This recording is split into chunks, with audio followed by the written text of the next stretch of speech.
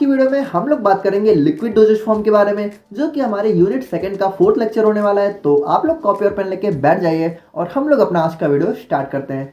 तो बात करें हम लोग यहाँ पे लिक्विड डोजेज फॉर्म के बारे में, तो देखो यार, हमारी जो भी दवाएं हैं, ठीक है, यानी जो भी हमारी दवाएं हैं, मेडिसिन हैं, जो यहाँ पे लिक्विड के फॉर्म में होती हैं, यानी कि जो हमारा सिरप हो गया, ठीक है, आई ड्रॉप्स, ईयर ड्रॉप्स और जो इंजेक्शंस होते हैं, तो यार ये जो भी है जो लिक्विड के फॉर्म में होता है, ठीक है, वही हमारा लिक्विड डोजेज फॉर्म होता है। देखो, डोजेज फॉर्म को हम लोगों ने देखा था ना, डोजेज फॉर्म सिंपली हमारा क्या होता है, हमारी मेडिसिन होती हैं और उसके आगे अगर लिक्विड लग गया, यानी कि जो मेडिसिन हमारी लिक्विड के फॉर्म में होंगी वो हमारे लिक्विड डोजेज फॉर्म के अंदर आ जाती हैं। अब इसकी डेफिनेशन को हम लोग समझना चाहें तो लिक्विड डोजेज फॉर्म हमारी इंटरनल और एक्सटर्नल दोनों यूज के लिए बनी होती हैं, ठीक है। और इनको यहाँ पे कैसे प्रिपेयर किया जाता है, तो जो हमारा एपीआई होता है, यानी कि जो हमारा एक्टिव फार्मास्यूटिकल इंग्रेडिएंट होता है, उसको यहाँ पे एक्वस या फिर नॉन एक्वस सॉल्वेंट में मिला के हम लोग जो है अपनी लिक्विड डोजेज फॉर्म को प्रिपेयर करते हैं। अब देखो यार, अगर आप लोगों ने हमारा डोजेज फॉर्म वाला लेक्चर नहीं देखा है, ठीक है, तो उसको आप लोग देख लेना, तभी आप लोगों को आज की वीडियो ज़्यादा अच्छे से समझ में आएगी, क्योंकि आज की वीडियो पूरी हमारी एपीआई और एक्सिपिएंट्स पे बेस होने वाली है।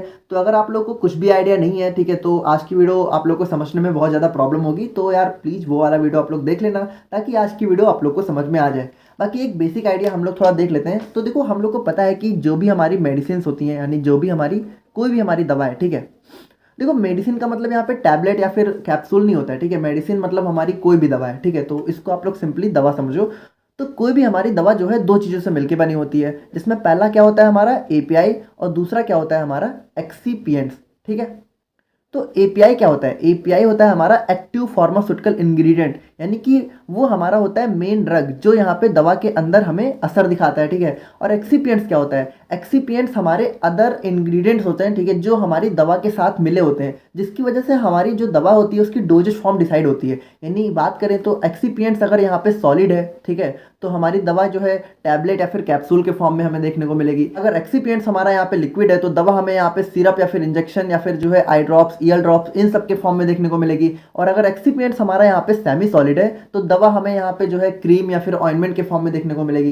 यानी कि जो हमारी दवाओं की अलग अलग डोजेज फॉर्म होती है वो हमारी टोटली एक्सीपिएंट्स पे बेस होती है। यानी एपीआई, देखो एपीआई सब में लगभग लगभग सेम होता है, ठीक है, लेकिन एपीआई को हम लोग जो है किस टाइप के एक्सिपिएंट के साथ मिला रहे हैं वो हमारी दवाओं की डोजेज फॉर्म को डिसाइड करता है। तो यहाँ पे लिक्विड डोजेज फॉर्म के अंदर क्या होता है कि जो हमारा ड्रग होता है, ठीक है, वो यहाँ पे जो है सॉल्वेंट, देखो सॉल्वेंट हमारा क्या होता है, जो हमारा मेन सॉल्यूशन होता है उसमें जो सबसे ज्यादा अमाउंट में रहता है वो हमारा सॉल्वेंट होता है। तो जो हमारी लिक्विड डोजेज फॉर्म का जो सॉल्यूशन होता है, तो उसमें जो हमारा सॉल्वेंट होता है वो हमारा क्या होता है, एक्वस या फिर नॉन एक्वस, ठीक है। तो एक्वस और नॉन एक्वस का मतलब क्या हुआ कि यहाँ पे एक्वस में जो है वाटर जो है सॉल्वेंट के फॉर्म में प्रेजेंट होगा, और नॉन एक्वस में क्या होगा कि वाटर के अलावा जो भी अदर सॉल्वेंट्स होते हैं, यानी हमारा ऑयल हो गया या फिर और भी जो भी सारी चीजें हैं जो वाटर के अलावा अगर हम लोग जो है दवा को किसी और चीज में डाल के बना रहे हैं, तो वो हमारा नॉन एक्वस सॉल्वेंट्स के अंदर आ जाएगा।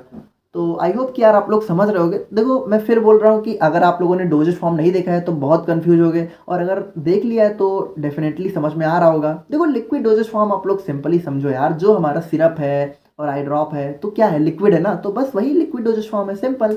अब देखो यहाँ पे जो हमारी लिक्विड डोजेज फॉर्म होती है वो यहाँ पे फर्दर दो अलग अलग कैटेगरी में डिवाइड होती है, जिसमें पहला होता है हमारा मोनोफेजिक, दूसरा होता है हमारा बाइफेजिक।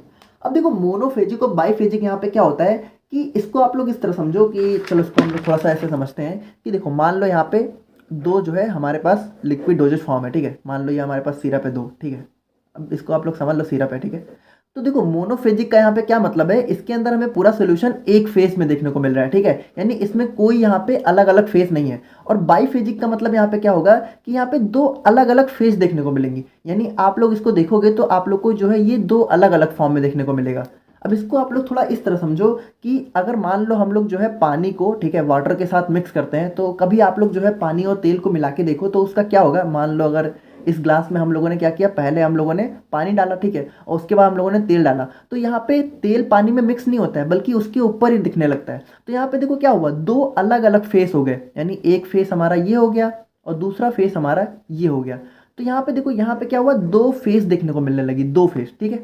तो उसी तरीके से जो हमारे बाईफेजिक लिक्विड डोजेज फॉर्म होते हैं उसके अंदर हमें दो अलग अलग फेज देखने को मिलती है, यानी कि ये दोनों आपस में मिलते नहीं है जल्दी, ठीक है। और जो हमारा मोनोफेजिक होता है उसमें हमें कोई भी दो फेज नहीं देखने को मिलती है, वो हमारा सिंपल जो है। अब इसको आप लोग ऐसे समझ सकते हो कि आप लोग पानी लो, ठीक है, और उसको किसी ग्लास में लेके देखो तो उसके अंदर हमें कोई भी ऐसा फेस वेस का सिस्टम नहीं देखने को मिलेगा ना, क्योंकि उसके अंदर हमें सिंगल फेज देखने को मिलेगी। तो जो हमारा सिंगल फेज है वो हमारा मोनोफेजिक हो गया, और जिसके अंदर हमें दो फेज देखने को मिले वो हमारा बाईफेजिक हो गया। देखो मोनो का मतलब क्या होता है, मोनो का मतलब ही होता है सिंगल, ठीक है, और बाई का मतलब क्या होता है, डुअल, ठीक है। तो बाई के अंदर हमें दो फेज देखने को मिलेंगी और मोनो के अंदर सिंगल। और वही हमारे यहाँ पे डेफिनेशन में भी लिखा हुआ है कि मोनोफेजिक लिक्विड डोजेज फॉर्म हमारी ऐसी डोजेज फॉर्म होती है जिसमें हमारा सिंगल फेज होता है, ठीक है, और इसके अंदर हमारा ट्रू सोल्यूशन होता है, ठीक है, कोई मिक्सचर नहीं होता है, इसके अंदर दो तीन मिक्सचर नहीं होते हैं, ये हमारा एक सोल्यूशन होता है जो मोनोफेजिक होता है।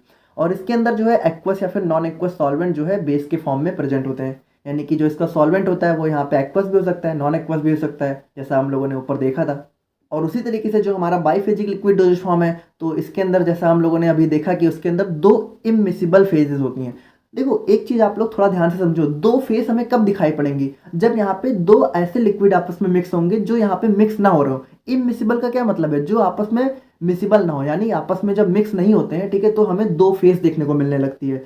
तो देखो जो हमारा इमल्सन और सस्पेंशन होता है, ठीक है, वो हमारा बाईफेजिक लिक्विड डोजेज फॉर्म के अंदर आ जाता है, ठीक है। बेसिकली इन्हीं दोनों को हम लोग जो है बाईफेजिक लिक्विड डोजेज फॉर्म के अंदर स्टडी करते हैं। तो इसको हम लोग जो है अपनी नेक्स्ट यूनिट में देखने वाले हैं, तो वहाँ पे आप लोग को काफ़ी अच्छे से समझ में आ जाएगा। अब बात करें हम लोग यहाँ पे लिक्विड डोजेज फॉर्म के एडवांटेजेस के बारे में, तो देखो जो लिक्विड डोजेज फॉर्म होती है, ठीक है, वो यहाँ पे बहुत जल्दी एब्जॉर्ब हो जाती है अगर हम लोग इसको सॉलिड डोजेज फॉर्म से कंपेयर करें। अब इसको आप लोग इस तरह समझो कि अगर आप लोगों ने कोई टैबलेट खाई, तो टैबलेट खाने के बाद क्या होता है कि बॉडी के अंदर जाने के बाद सबसे पहले टैबलेट टूटती है, ठीक है, फिर उसका यहाँ पे डिसइंटीग्रेशन होता है, फिर जाके वो एब्जॉर्ब होती है। लेकिन वही लिक्विड डोजेज फॉर्म ऑलरेडी जो है, मतलब उसमें कोई टूटने फूटने का काम तो होता नहीं है, उसको आप लोगों ने पिया और तुरंत यहाँ पे एब्जॉर्ब हो गया, यानी कि उसका एब्जॉर्प्शन यहाँ पे काफ़ी जल्दी हो जाता है हमारी बॉडी में। और इसीलिए अगर आप लोग कभी नोटिस करोगे तो टैबलेट खाने के एक दो घंटे बाद आपको आराम मिलता है, लेकिन अगर आप लोगों ने सिरप वगैरह पी है, ठीक है, तो बहुत जल्दी आराम आप लोग को देखने को मिल जाता है। वहीं इंजेक्शन अगर आप लोगों ने लगवा लिया है तो तुरंत आराम देखने को मिल जाता है।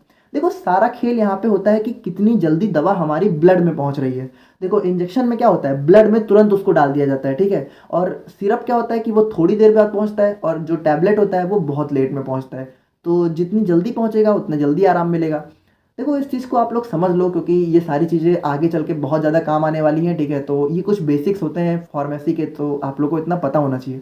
और बात करें हम लोग यहाँ पे सेकेंड एडवांटेज की, तो जो हमारी लिक्विड डोजेज फॉर्म होती है उनको यहाँ पे स्वेलो करना भी बहुत आसान होता है। देखो स्वेलो का मतलब क्या होता है, निगलना। देखो आप लोग को पता है यार कि हम लोग टैबलेट खाते हैं तो काफ़ी थोड़ा ऑड सा लगता है, ठीक है, लेकिन अगर वहीं पे हम लोग जो है सिरप पे रहे हैं तो वो आराम से हम लोग जो है निगल लेते हैं, ठीक है, पानी के साथ। तो वही है यहाँ पे, ठीक है। और अगर थर्ड एडवांटेज की बात करें तो इसमें जो लार्ज डोज होती है, ठीक है, अगर मान लो कोई दवा है, ठीक है, उसकी बहुत ही लार्ज डोज हमें चाहिए तो वो यहाँ पे बहुत ही आसानी से एडमिनिस्टर्ड हो जाती है। देखो एडमिनिस्ट्रेशन का मतलब क्या होता है, जब हम लोग दवा को खाते हैं तो उसको यहाँ पे फार्मेसी में एडमिनिस्ट्रेशन के नाम से हम लोग जानते हैं, ठीक है। तो इस वर्ड को आप लोग जो है अपने दिमाग में बैठा लो, क्योंकि हमेशा आप लोग को सुनने को मिलने वाला है, ठीक है। तो यहाँ पे क्या बताया गया है कि मान लो इसको आप ऐसे समझो कि अगर कोई टैबलेट है और आपको 7-8 टैबलेट खाने को दे दी जाए तो यार काफ़ी मतलब आपको बेकार सा लगने लगेगा। लेकिन अगर वहीं पे 2-3 ढक्कन अगर सिरप पीना हो तो आराम से आप लोग पी सकते हो।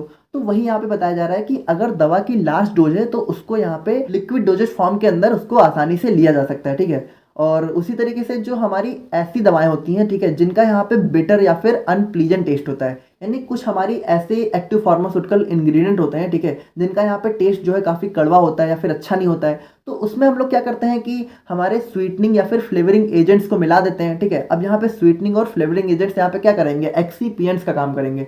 तो इन दोनों को मिक्स करके हम लोग जो है इसके टेस्ट को यहाँ पे हाइड कर सकते हैं, ठीक है।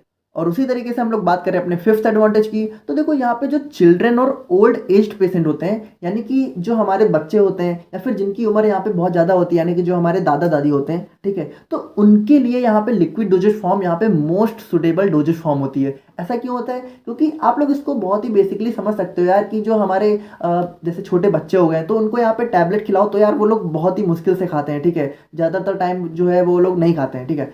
तो यहाँ पे क्या होता है कि यार उनके लिए जो लिक्विड डोजेज फॉर्म है वो बहुत अच्छी रहती है, क्योंकि सिरप वो लोग बहुत ही आराम से पी लेते हैं। अब यहाँ पे जो ज़्यादातर सिरप होते हैं उनका टेस्ट भी यहाँ पे काफ़ी अच्छा होता है, तो जो हमारे छोटे बच्चे होते हैं या फिर जो ओल्ड एज पेशेंट होते हैं वो आसानी से उसको पी लेते हैं, ठीक है। और अब बात करें हम लोग यहाँ पे लिक्विड डोजेज फॉर्म की डिसएडवांटेजेस के बारे में, तो जो हमारी लिक्विड डोजेज फॉर्म होती हैं, ठीक है, वो यहाँ पे सॉलिड के कंपेयर में बहुत ही लेस स्टेबल होती हैं। अब इसको आप लोग इस तरह समझो कि आप लोग अगर पानी लो, ठीक है, और उसको खुले में बाहर रख दो, तो यार आप लोग कितने दिन तक वो सेफ रहेगा? 1 दिन, 2 दिन, 3 दिन के बाद उसके अंदर जो है बैक्टीरियल ग्रोथ होना स्टार्ट हो जाती है। तो ये प्रॉब्लम जो है लिक्विड के साथ बहुत ज़्यादा होती है। तो जो लिक्विड डोजेज फॉर्म होती हैं, ठीक है, तो उनकी जो टाइम ड्यूरेशन होती है, यानी कि उनका जो एक्सपायरी होता है वो बहुत जल्दी हो जाता है, ठीक है, अगर हम लोग जो है उसको सॉलिड डोजेज फॉर्म से कंपेयर करें। और बात करें हम लोग यहाँ पे सेकंड डिसएडवांटेज की, तो जो हमारी लिक्विड डोजेज फॉर्म होती है वो थोड़ी यहाँ पे बल्की होती हैं, ठीक है, तो उनको यहाँ पे ट्रांसपोर्ट और स्टोर करने में काफ़ी इनकन्वीनियंट होता है। तो इसको आप लोग ऐसे समझो कि ज़्यादातर आप लोग को पता है कि लिक्विड डोजेज फॉर्म जो है शीशे की बॉटल्स में आती हैं। तो ट्रांसपोर्ट का मतलब क्या होता है कि एक जगह से दूसरी जगह ले जाना। तो जब हमारी लिक्विड डोजेज फॉर्म को यहाँ पे ट्रांसपोर्ट किया जाता है या फिर स्टोर, मतलब जब हम लोग रखते हैं, तो बहुत ज़्यादा डर होता है ना कि यार कहीं बॉटल गिर ना जाए, या फिर ट्रांसपोर्ट के टाइमिंग में जो है 2-3 बॉटल्स आपस में लड़के टूट गई तो कितना नुकसान हो सकता है। तो यहाँ पे काफ़ी सारी इनकन्वीनियंट जो है इस मामले में देखने को मिल जाती है।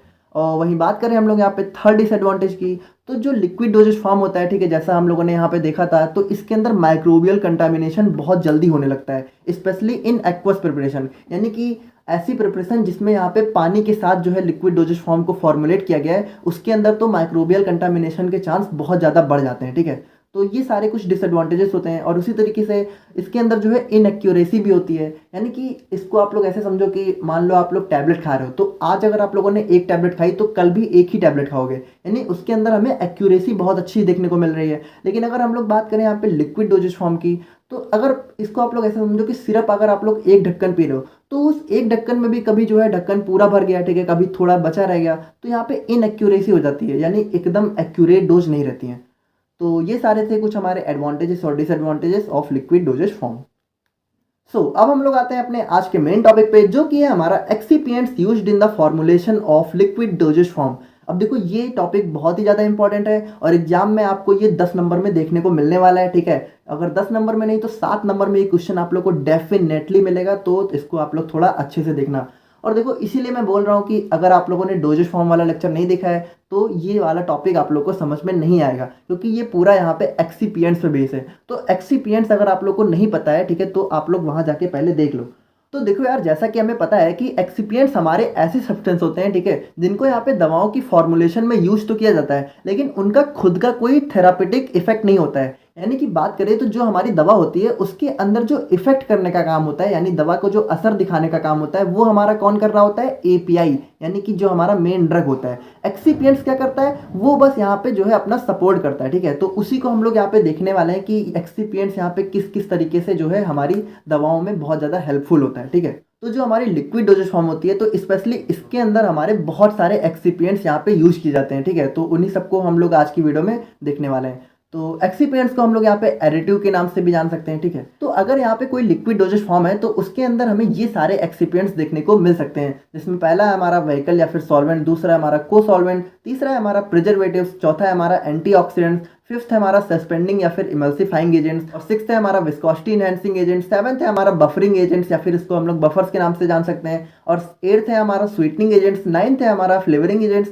और 10th है हमारा कलरिंग एजेंट्स। यानी ये सारी चीज़ें हमारी एक लिक्विड डोजेज फॉर्म के फॉर्मेशन में यूज की जाती हैं, ठीक है। तो सबसे पहले हम लोग बात करें यहाँ पे व्हीकल या फिर सॉल्वेंट की, तो ये हमारी लिक्विड डोजेज फॉर्म का सबसे मेजर कंपोनेंट होता है, ठीक है। यानी ये हमारी किसी भी लिक्विड प्रिपरेशन का सबसे मेन एक्सिपिएंट्स होता है, यानी जो हमारा एक्टिव फार्मास्यूटिकल इंग्रेडिएंट होता है, ठीक है, उसको हम लोग इसी के अंदर डिजॉल्व करके अपनी लिक्विड डोजेज फॉर्म को प्रिपेयर करते हैं। अब इसको आप लोग इस तरह समझो कि हमारा जो है कोई भी डोजेज फॉर्म है, ठीक है, तो यहाँ पे हमारा क्या है? लिक्विड डोजेज फॉर्म है, ठीक है। तो जो हमारी कोई भी जो डोजेज फॉर्म होगी वो हमारी किससे मिलके बने होगी? एपीआई से और एक्सिपिएंट से। तो जो यहाँ पे मेन एक्सिपिएंट्स होगा वो यहाँ पे क्या होगा? वो यहाँ पे होगा व्हीकल, ठीक है, लिक्विड के अंदर। क्योंकि लिक्विड के अंदर क्या होगा? मान लो इसको आप लोग ऐसे समझ सकते हो कि ये हमारा यहाँ पे व्हीकल है, ठीक है, और इसके अंदर हम लोगों ने अपना मेन एपीआई डिजॉल्व किया और हमारा क्या प्रिपेयर हो गया? Liquid doses form. यानी ये हमारा जो है मेन एक्सिपिएंट्स है जिसकी वजह से हमारी लिक्विड डोजेज फॉर्म प्रिपेयर हो रही है। तो इसको अगर हम लोग यहाँ पे डेफिनेशन से समझना चाहें तो ये हमारे लिक्विड डोजेज फॉर्म का मेजर कंपोनेंट होता है, जिसके अंदर हमारा जो मेन ड्रग होता है, देखो ड्रग और एपीआई ये दोनों सेम चीज़ें होती हैं, तो आप लोग कंफ्यूज मत होना, ठीक है। यानी इसके अंदर जो हमारा मेन एपीआई होता है या फिर मेन ड्रग होता है, और जो भी अदर एक्सिपिएंट्स होते हैं, यानी जिनको हम लोगों ने यहाँ पे देखा था, जो हमारे colouring agents, flavouring agents, preservatives, वो सारी चीज़ें यहाँ पे इसी के अंदर जो है डिजॉल्व होती हैं, ठीक है। और ये हमारी लिक्विड प्रिपरेशन के फॉर्मुलेशन में यूज किया जाता है, और ये यहाँ पे एक्वस भी हो सकता है, ठीक है, और ऑयली भी हो सकता है, जैसा हम लोगों ने देखा था। अब देखो यहाँ पे जो चॉइस ऑफ व्हीकल होता है, ठीक है, वो यहाँ पे किस पे डिपेंड करता है, वो यहाँ पे डिपेंड करता है nature and physiochemical properties of active pharmaceutical ingredient. यानी यहाँ पे ये बताया जा रहा है कि हमारा जो व्हीकल है, ठीक है, या फिर हमारा जो सॉल्वेंट है, वो यहाँ पे एक्वस होगा या फिर ऑयली होगा, वो चीज़ इस पे डिपेंड करता है कि जो हमारा मेन ड्रग है, एपीआई है, वो कैसा है। अगर एपीआई हमारा एक्वस नेचर का है तो उसके लिए जो सॉल्वेंट होगा वो हमारा कौन सा होगा, एक्वस। और अगर एपीआई हमारा ऑयली नेचर का है तो उसके लिए हम लोग जो है ऑयली सॉल्वेंट्स का यूज करते हैं। अब देखो व्हीकल और सॉल्वेंट्स को आप लोग इस तरह समझ सकते हो कि आप लोग ऐसे समझो कि आप लोग के घर में खीर बन रही है, ठीक है। तो खीर में क्या क्या होता है, खीर में होता है हमारा दूध होता है, ठीक है, चावल होता है, और उसके बाद उसमें जो हम लोग जो है बादाम, काजू और किशमिश वगैरह डालते हैं। तो एक बात बताओ, जो हमारा चावल होता है, ठीक है, या फिर जो हमारे उसके बाद जो हम लोग बादाम, किशमिश, काजू और उसको मतलब अच्छा बनाने के लिए चीनी वीनी, ठीक है, वो सारी चीज़ें डालते किस में, डालते हम लोग दूध में, है ना। यानी दूध हमारा जो है उसके अंदर जो है हमारा व्हीकल का काम कर रहा है, ठीक है।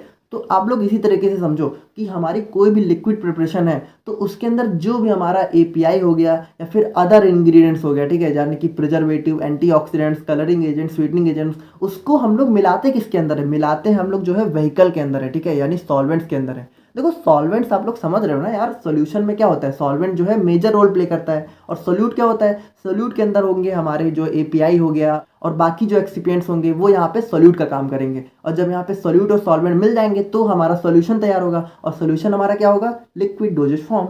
तो अब बात करें हम लोग यहाँ पे को सॉल्वेंट्स की, तो ये हमारे कुछ लिक्विड कंपोनेंट्स होते हैं जिनको यहाँ पे जो हमारा ड्रग होता है, यानी कि जो हमारा एक्टिव फार्मास्यूटिकल इंग्रेडिएंट होता है, उसकी सॉल्युबिलिटी को बढ़ाने के लिए यूज किया जाता है। अब देखो क्या होता है कि कुछ कुछ जो हमारे एपीआई होते हैं, ठीक है, वो यहाँ पे जल्दी से डिजॉल्व नहीं होते, यानी जल्दी से सॉल्युबल नहीं होते हैं, ठीक है। तो उसकी सॉल्युबिलिटी को बढ़ाने के लिए हम लोग यहाँ पे कभी कभी को सॉल्वेंट्स का यूज करते हैं। अब इसमें हमारे इथेनॉल, ग्लाइसरॉल, ये हमारे कुछ मेन को सॉल्वेंट्स का रोल प्ले करते हैं। और बात करें हम लोग यहाँ पे प्रिजर्वेटिव्स की, तो यार देखो जैसा हम लोगों ने देखा था कि अगर लिक्विड है, ठीक है, तो उसके अंदर माइक्रोबियल कंटामिनेशन बहुत जल्दी होने लगता है, यानी उसके अंदर जो है बैक्टीरियल ग्रोथ बहुत जल्दी होने लगती है, ठीक है। तो उससे बचाने के लिए, यानी कि जो हमारी सिरप है या फिर कोई भी हमारी लिक्विड प्रिपरेशन है, ठीक है, तो वो खराब ना हो जल्दी, तो उसके लिए हम लोग यहाँ पे प्रिजर्वेटिव्स का यूज करते हैं। प्रिजर्वेटिव्स यहाँ पे क्या होते हैं, ये हमारे कुछ केमिकल कंपाउंड्स होते हैं जिनको यहाँ पे जो है अपने लिक्विड फॉर्मुलेशन में यूज किया जाता है, ताकि जो है उनको माइक्रोबियल कंटामिनेशन से बचाया जा सके। अब देखो यहाँ पे प्रिजर्वेटिव्स तो बहुत सारे होते हैं, लेकिन जो हमारी लिक्विड प्रिपरेशन होती है उसके लिए यहाँ पे बहुत कम ही जो है ऐसे प्रिजर्वेटिव्स होते हैं जो एप्रोप्रिएट होते हैं, यानी कि जो सही होते हैं। यानी बहुत कम अमाउंट में हमारे पास जो है एंटी माइक्रोबियल प्रिजर्वेटिव्स अवेलेबल होते हैं जो हमारी ओरल एडमिनिस्ट्रेशन में यूज किए जाते हैं। और उसी तरीके से हम लोग बात करें यहाँ पे एंटीऑक्सीडेंट्स के बारे में, तो इसको हमारी लिक्विड प्रिपरेशन में यूज किया जाता है ताकि जो है उसके ऑक्सीडेशन को यहाँ पे रोका जा सके, प्रिवेंट किया जा सके। अब देखो ऑक्सीडेशन क्या होता है, ऑक्सीडेशन एक स्टेट होती है जिसमें यहाँ पे इलेक्ट्रॉन रिलीज होते हैं, ठीक है। तो आप लोग इसको समझो कि अगर हमारी कोई दवा है और उसमें यहाँ पे इलेक्ट्रॉन्स रिलीज होना स्टार्ट हो गए तो हमारी दवा बेकार होना शुरू हो जाएगी। तो उसको यहाँ पे बचाने के लिए हम लोग जो है एंटीऑक्सीडेंट्स का यहाँ पे यूज करते हैं। अब देखो जो आइडियल एंटीऑक्सीडेंट होता है, यानी कि जो एक अच्छा एंटीऑक्सीडेंट होता है, वो यहाँ पे नॉन टॉक्सिक होना चाहिए, यानी कि वो यहाँ पे जो है हार्मफुल नहीं होना चाहिए, और जो है व्हीकल में सॉल्युबल होना चाहिए, ठीक है, और यहाँ पे स्टेबल होना चाहिए एट ऑल टेम्परेचर्स, यानी कि टेम्परेचर जो है अगर यहाँ पे थोड़ा सा घट बढ़ भी रहा है तो उसकी स्टेबिलिटी पे यहाँ पे कोई भी फर्क नहीं पड़ना चाहिए। और बात करें हम लोग यहाँ पे सस्पेंडिंग और इमल्सिफाइंग एजेंट्स की, तो देखो यार इन दोनों को बेसिकली हमारा जो इमल्सन होता है और जो सस्पेंशन होता है उनकी फॉर्मुलेशन में यूज किया जाता है, ताकि जो हमारी दो अलग अलग लेयर होती हैं, ठीक है, उनको यहाँ पे थोड़ा मिसिबल बनाया जा सके। अब देखो यहाँ पे आप लोग को ये चीज़ें ज़्यादा अच्छे से समझ में नहीं आएंगी, लेकिन इसको जब हम लोग यहाँ पे नेक्स्ट यूनिट में पढ़ेंगे तो वहाँ पे इसको हम लोग काफ़ी डिटेल में देखेंगे, तब आप लोग को ये वाला टॉपिक बहुत ही अच्छे से क्लियर हो जाएगा। और जो हमारे विस्कोसिटी इनहेंसिंग एजेंट्स होते हैं उनको यहाँ पे सॉल्वेंट की विस्कोसिटी इंक्रीज करने के लिए यूज किया जाता है। देखो विस्कोसिटी क्या होता है, विस्कोसिटी होता है यहाँ पे गाढ़ापन, ठीक है, आप लोग इसको ऐसे समझ सकते हो, जैसे हमारी शहद होती है ना, तो वो यहाँ पे थोड़ी विस्कस होती है, विस्कस का मतलब यहाँ पे होता है कि कितना ज़्यादा कोई चीज़ गाढ़ा है, ठीक है। अगर मोर विस्कस है यानी बहुत ज़्यादा गाढ़ा है, अगर लेस विस्कस है यानी कि वो यहाँ पे काफ़ी पतला है। तो यहाँ पे क्या किया जाता है कि कुछ ऐसे सॉल्वेंट्स होते हैं जिनको यहाँ पे हम लोग को जेल्स में कन्वर्ट करना होता है या फिर पेस्टेज यानी क्रीम के फॉर्म में कन्वर्ट करना है। तो उसमें हम लोग क्या करते हैं कि विस्कोसिटी इन्हेंसिंग एजेंट्स का यूज करते हैं, जिससे हमारी जो सॉल्यूशन है, ठीक है, हमारी जो लिक्विड प्रिपरेशन है उसकी विस्कोसिटी यहाँ पे बढ़ जाती है, ठीक है, और वो यहाँ पे जेल या फिर पेस्ट के फॉर्म में कन्वर्ट हो जाते हैं।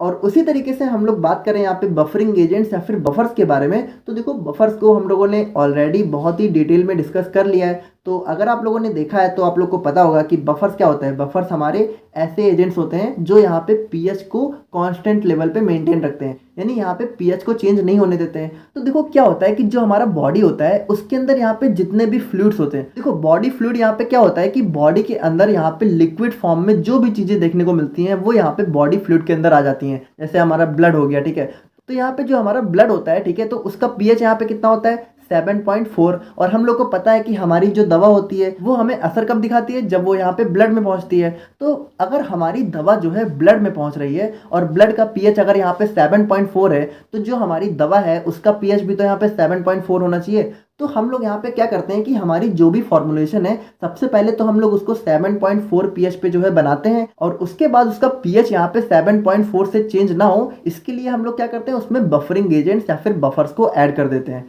तो बफर्स यहाँ पे क्या करते हैं उसके पीएच को यहाँ पे 7.4 पे मेंटेन रखता है। और अब बात करें हम लोग यहाँ पे स्वीटनिंग एजेंट्स की, तो देखो यार ये तो बहुत ही सिंपल है। देखो कुछ कुछ हमारी ऐसी दवाएं होती हैं जिनका टेस्ट यहाँ पे बहुत ही कड़वा होता है, बिटर होता है और अनप्लीजेंट होता है, यानी कि अच्छा नहीं होता है। तो उसमें हम लोग क्या करते हैं, उसमें हम लोग कुछ स्वीट सब्सटेंस को ऐड कर देते हैं जिससे यहाँ पे उनका टेस्ट यहाँ पे मीठा हो जाता है, ठीक है। तो इसके अंदर हमारे बेसिकली शुगर होता है, ठीक है, ग्लूकोज होता है, सुक्रोज होता है, सैकरिन, हनी, ठीक है, ये हमारे कुछ कॉमनली यूज्ड स्वीटनिंग एजेंट्स होते हैं जिनको हम लोग जो है दवाओं की फॉर्मुलेशन में यूज करते हैं। और उसी तरीके से जो हमारा फ्लेवरिंग एजेंट्स होता है, तो कुछ कुछ हमारी ऐसी दवाएं होती है जिनका यहाँ पे स्मेल या फिर उनका भी टेस्ट यहाँ पे नहीं अच्छा होता है, तो उसमें हम लोग क्या करते हैं अलग अलग फ्लेवर्स को ऐड कर देते हैं। अब यहाँ पे एप्पल, जिंजर, क्लोव, रोज, ऑरेंज, ये हमारे कुछ कॉमनली यूज्ड फ्लेवरिंग एजेंट्स में आ जाते हैं। और फाइनली हम लोग बात करते हैं अपने लास्ट एक्सिपिएंट्स की, जो कि है हमारा कलरिंग एजेंट्स। तो कलरिंग एजेंट्स यहाँ पे क्या करते हैं कि यहाँ पे कुछ कुछ ऐसी प्रिपरेशन होती है, यानी कुछ कुछ हमारी ऐसी दवाएं होती हैं, ठीक है, जिनका कलर यहाँ पे बहुत ही भद्दा सा होता है, ठीक है।